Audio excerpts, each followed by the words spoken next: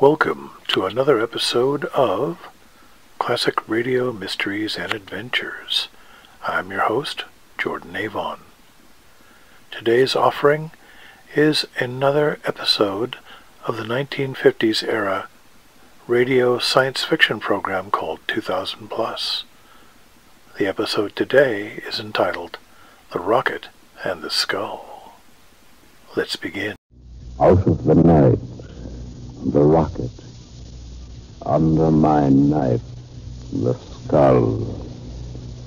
2000 Plus. Science fiction adventures from the world of tomorrow. The years beyond 2000 AD. 2000 Plus presents The Rocket and the Skull.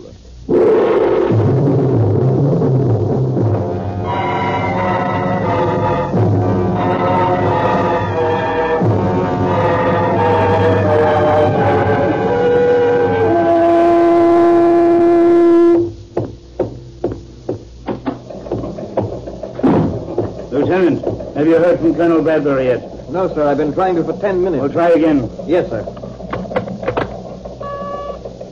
B for base to R for rocket. B for base to R for rocket. Come in, R for rocket. Every time Bradbury's more than 5 minutes late, I get the jitters.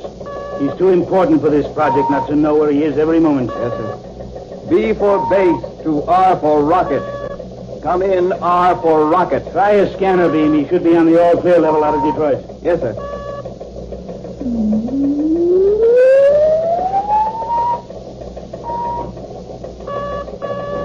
B for base to R for rocket. Come in, R for rocket. We can't afford to have anything happen to him. The first experiment is being conducted tomorrow morning. Bradbury's the only man who knows every step of the routine. B for base to R for rocket. Come in, R for rocket. You're not getting him. Cut the scanner and return to standard beam. Yes, sir. Come in, R for rocket. He should have left an hour earlier, and he could have taken a scheduled flight. But no, he has to work up to the last minute and then fly his own plane to get here in time. B for base to R for rocket. R for rocket. B for base. This is R for rocket. Oh, there he is, sir. Beam contact at 14 over 6. He's about 80 miles out of Detroit. Give me that mic. Brad, this is General Hilton. Are you receiving me? Go ahead, General. What happened? We couldn't contact you.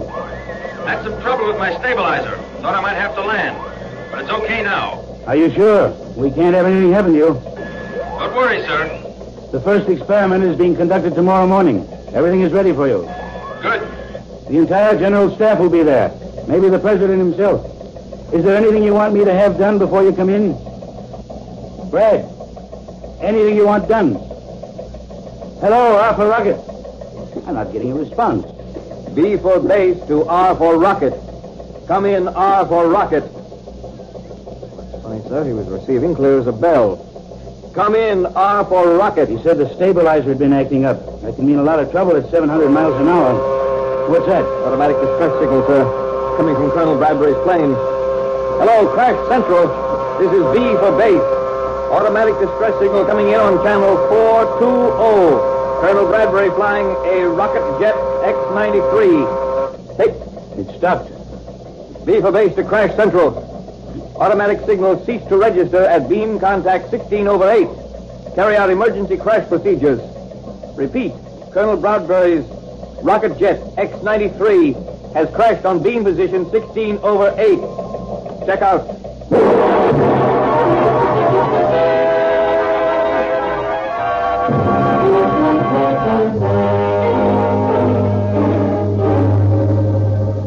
I'm glad you were able to get here, General. We're going to operate very shortly. Doctor, it's a miracle he's alive. It will be more of a miracle if he's alive 1 hour from now. You've got to save him. He's an important man. Yes, the White House called, and so did the Pentagon. We know Colonel Bradbury is important, but a shattered skull is very difficult. I know you'll do all you can. Stay right here, General. We'll keep you informed.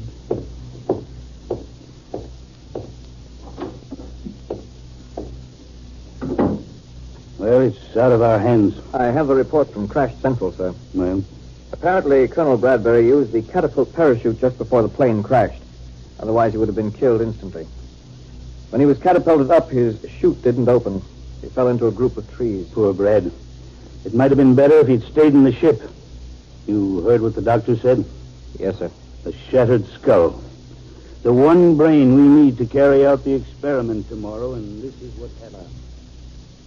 Probe. Clamps. Sponge. Scalpel. Mark my brow, nurse. Clamps. Systolic, 80/40. Patient thinking, sir. More oxygen. Yes, doctor. Patient responding, sir. Good. Scalpel. Sponge. Clamps. Scalpel. I'm completely out, Lieutenant. Have you a cigarette? Yes, sir. Here you are. Thanks. Oh, this waiting. Waiting. It's been more than an hour. Brain surgery is very delicate, sir. May take another hour, or even more. You carried out my orders to postpone the experiment? Yes, sir, until further notice. If Brad doesn't live, we'll have to start another man all over. It may set the project back a year, and the year could be dangerous. Oh, you look surprised, Lieutenant.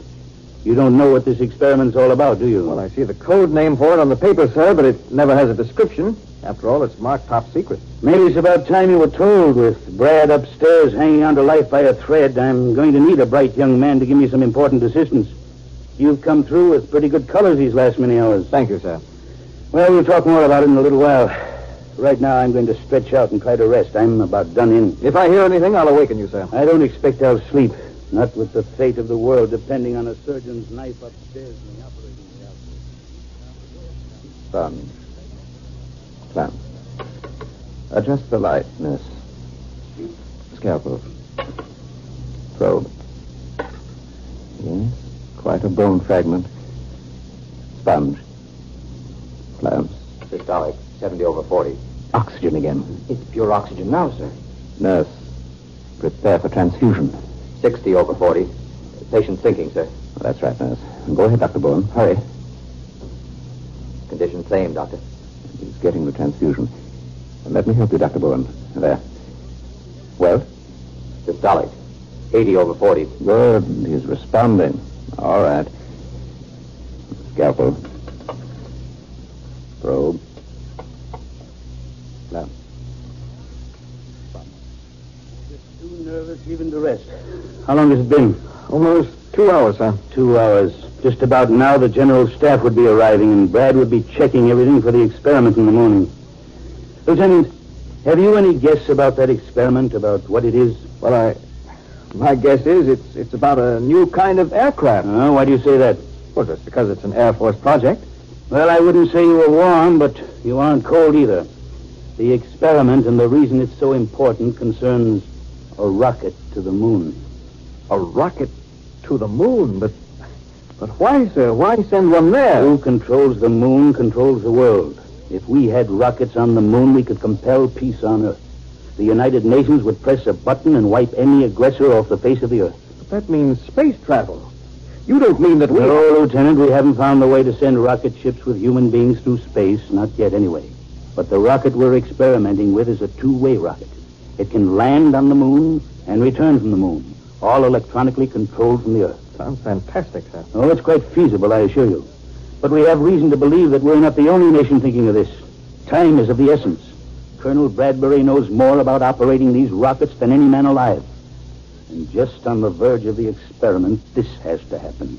Shh. Quiet. General Hilton. Yes? Dr. Riggio asked me to take a message down to you from the operating room. Brad. He's dead, isn't he? No, General. He's still hanging on. Dr. Riggio says that he now has a 30% chance of surviving. Thank God. Part of Colonel Bradbury's skull has been fragmented. A head plate will have to be put on. Because of the size of the area, a new metal alloy plate will be used. It'll take at least 5 or 6 more hours. Dr. Riggio suggests you go home, General, where you'll be more comfortable. The hospital will phone you if anything happens.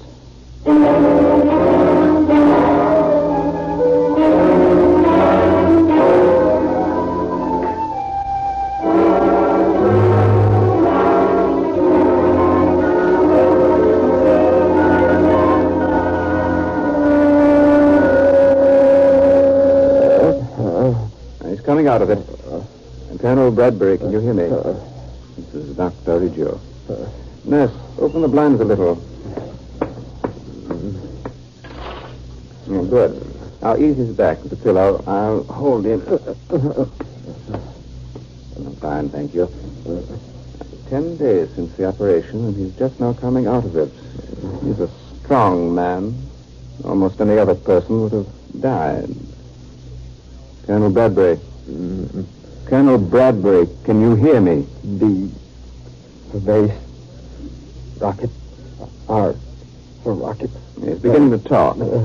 Nurse, have Dr. Keyes come in at once. Stabilizer off. For rocket. General Hilton. Wrong. Something wrong. It's all right, Colonel. Take it easy. You called for me. The nurse said he was coming out of it. He's talking erratically. Typical stuff. Rocket base. That sort of thing. Well, it's technical jargon. Air Force lingo. Mars. Martians. Mars? Martian? They use all sorts of code names. Mars is probably one of them. I think in about 48 hours he ought to be out of shock completely. We can call General Hilton. Tell him to come over day after tomorrow. Now, take it easy, Colonel. 6 months, and you ought to be in pretty good shape. Nurse, keep him comfortable. Dr. Keyes and I will leave now. Rocket. Stabilizer off. Wrong. Something wrong. Must call General. Call General Hilton. Mars. Martians. Mars.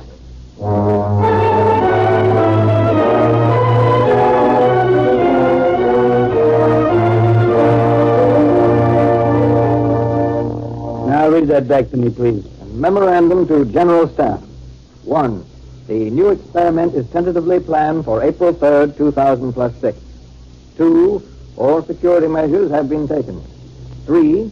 Although severely handicapped by Colonel Bradbury's absence, newly trained specialists will endeavor to fill the gaps. Anything more, General? No, Lieutenant. Sorry, I should say no, Captain. You like that extra bar? I certainly do, sir. Well, you've earned it, Bob. You've been a great help to me. Okay, note the memo is top secret and send it facsimile to the Pentagon. Oh, I'll take it. Never mind. General Hilton. Who? The President. Oh, yes, Mr. President. Of course, sir. Well, I've just prepared a memorandum, but that's only 2 weeks, Mr. President. We assumed about 60 days. Oh. Yes, sir. We'll work day and night to do it. Thank you, Mr. President. Captain, change the date in the first paragraph of the memo. The new experiment is to take place in 2 weeks. General, that's almost impossible. I know it, and you know it. But there's one man who doesn't know it, and he says it's got to be done. I'm not disposed to argue with the President of the United States.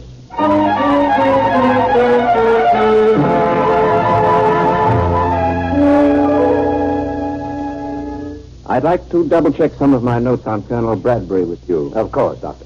Now, this afternoon, the General's coming to see him. But Colonel Bradbury needs months of convalescence.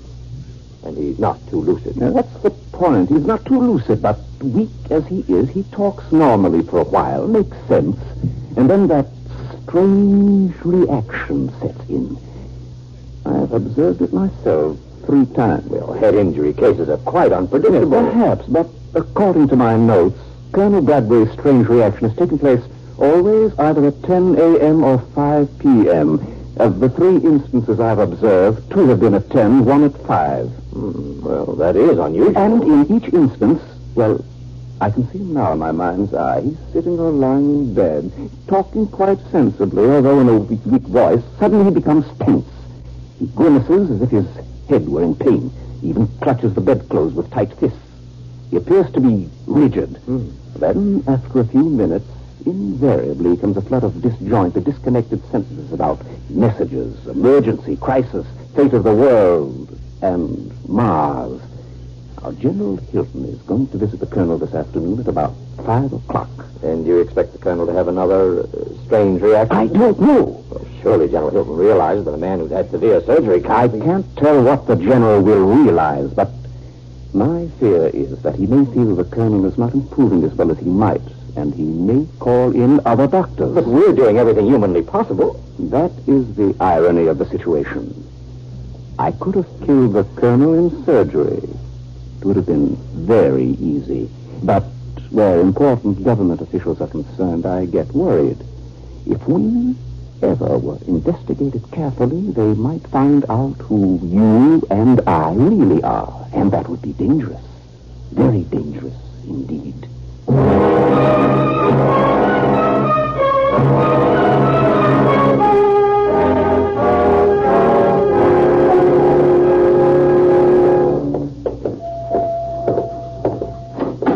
In here? Thank you, nurse.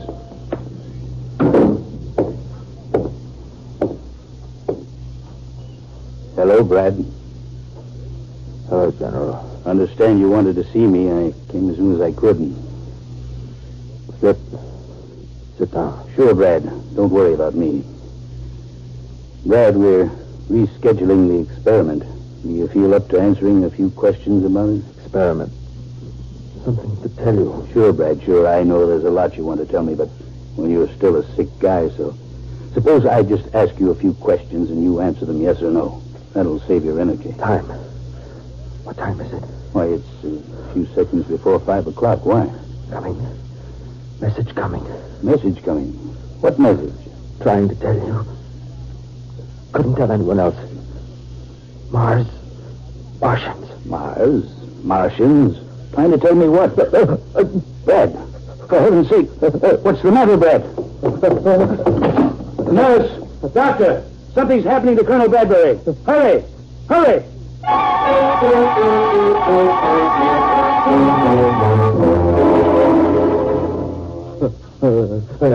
Colonel. Dr. Riggio, can you hear me? Mars. General Hilton is here, too. You remember? I'm sorry, General. Strange things happen to the human mind. His skull is a metal plate. Mars. Calling Mars. Earth calling Mars. Message. It's like a fit. Look at him. Agent reporting. Urgent. Calling Mars. You are received. Mars receiving your call. Proceed. Colonel Bradbury. Colonel. The nurse will try a hypo. Get one for me, please. To moon experiment will take place in 12 Earth days. Experiment. Are you certain? Injury to Colonel Bradbury was to a postponed project indefinitely. Thank you, nurse. Now I'll inject. There. You should relax in a moment. Bradbury incapacitated. Government has ordered experiment to proceed. Here are your further orders. The experiment must fail. You are to be certain that all steps are taken. There. Hypo has released his tension. He'll sleep now. He'll be all right when he awakens. Yes, but what happened to him, Doctor? I'm not certain, General, but in a few days we may be able to tell more. I know you're doing everything possible, Doctor, and we're grateful for your saving Brad's life. But mightn't it be wise to call in some specialists, some other doctors for consultation? There's so much information and advice we need from Colonel Bradbury. Call in other doctors? Well, General, I don't know that that's necessary. It's so strange watching him, almost as if he were listening to something. You know, now that I think of it, he did say something about a message. Do you think there's any connection? I hardly think so, General. After all, we didn't hear anything. No. I'm afraid it was just the erratic talk of a sick and injured brain.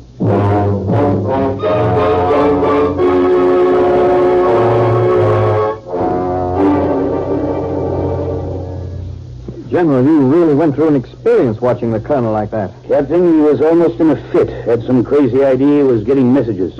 Messages? Just hallucinations. He was off his rocker for a while.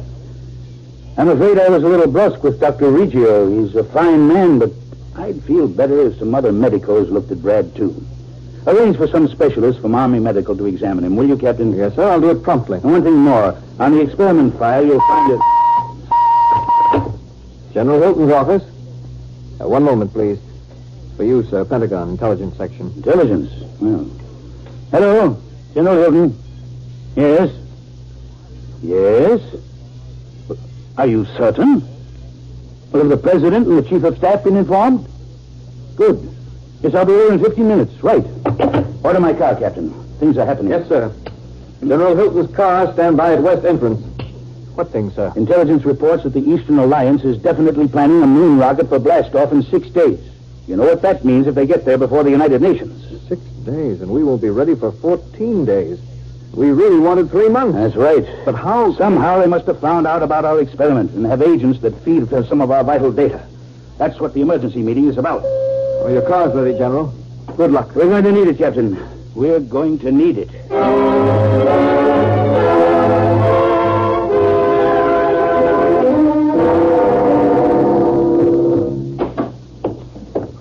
Keyes. Dr. Keyes. Have you heard? What is it? Some other doctors are examining Colonel Bradbury. Yes, I just met them. What? Of course, I gave them permission. I had no choice. General Hilton requested it yesterday. Who are they? That's just it. Army Medical. Army. How you can be so cold and calculating in surgery and so nervous now, I cannot understand. Your record here is flawless. Your operation on Bradbury is superb. No suspicion will attach to you or to me. If we conduct ourselves in a normal and professional manner, what is the risk? But they are the Army. Now, that means an intelligence section. They have routines about these things. We have no choice but to keep up appearances. I know. But if they ever find out that we are the agents of the Eastern Alliance, that we have masterminded the theft of certain moon rocket data, they will be ruthless, Dr. Keyes. Ruthless.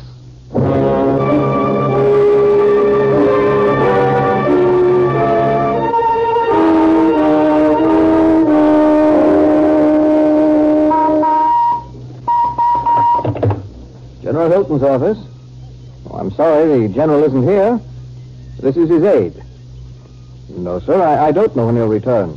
I suggest you place the information on our private facsimile line in code. Our extension is 83. I'll then give the papers to the general when he arrives. Yes, sir, I'll turn the facsimile line on now, sir. We can receive it at once. Thank you.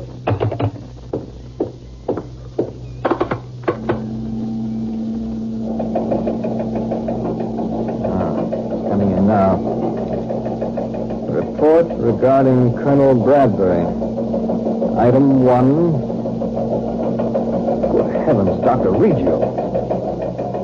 Item 2. A metal plate surgically applied to Colonel Bradbury's skull. The metal skull plate. Martian voices. So that's what the Colonel's hallucinations are. It's fantastic. There, the message is ended. We must move quickly. Very quickly. Military police. Hello, General Hilton's office. At Central Hospital, there are 2 staff doctors, Dr. Reggio and Dr. Keyes. Right. Place them under arrest at once. Hello? Message headquarters, please. This is General Hilton's aide.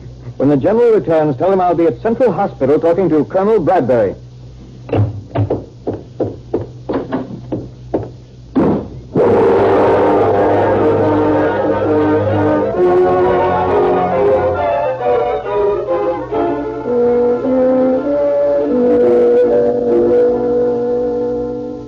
Colonel, I'm the general's aide. You can describe the voices to me. Now, what happened? My whole head vibrates. Very painful. Then I hear voices. What do they say? They're talking to Mars. Martians. Well, apparently the metal plate on your head somehow picks up certain high-frequency radio waves. At least that's the theory of the Army Medical Examiner. But the Martians, they want to stop the moon rocket. Enemies from another world. No, Colonel, you can't really believe that. You must have misunderstood. The real enemies are the Eastern Alliance, but their agents have been caught. Their moon project won't take place for a long time as a result. Now, you just take it easy, sir. The Army is going to track down that wavelength that bothers your head. Then you'll recuperate peacefully. Captain, it's true. Excuse me, sir. It's almost 5 o'clock. I've got to be going, sir. Just take it easy, please.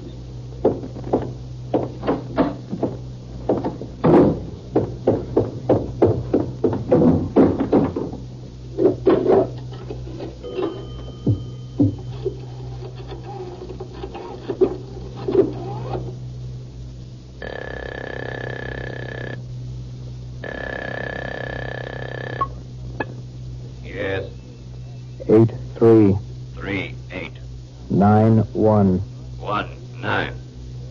Kronos, Kronos is 6, 4, 3. your code is correct. Go ahead. Do not send the message to Mars on the regular wavelength at 5 o'clock. Hereafter, use the alternate wavelength. I will submit a report explaining how our communications were discovered. But you can report this. The Eastern Alliance agents have been captured by the Americans. This reduces the chances of the Earth sending a moon rocket from 2 to only 1. I will see to it that 1 does not succeed. Are you positive you can execute this plan? Without question. Go on. You may report to my superiors on Mars that their observation base on the moon is safe from discovery. Mars will continue to be the only planet controlling outer space. That is all. It shall be reported.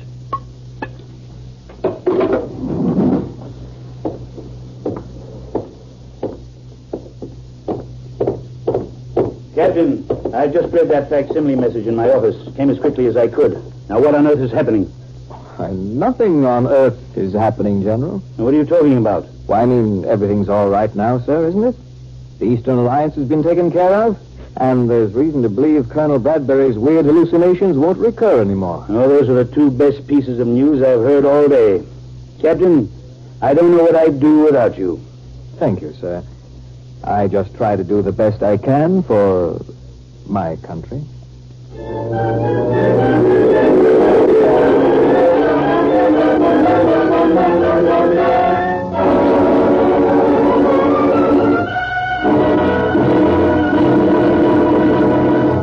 Next week, another exciting adventure from the world of tomorrow, from the years beyond 2000 A.D. Be sure to listen. 2000 Plus is produced by Dreyer and Renolson Productions Incorporated. In today's cast, Arnold Robertson portrayed General Hilton, Bill Griffiths was the lieutenant, Gregory Morton was Dr. Riggio, Nat Poland was Colonel Bradbury, and Merrill Jones was Dr. Keyes.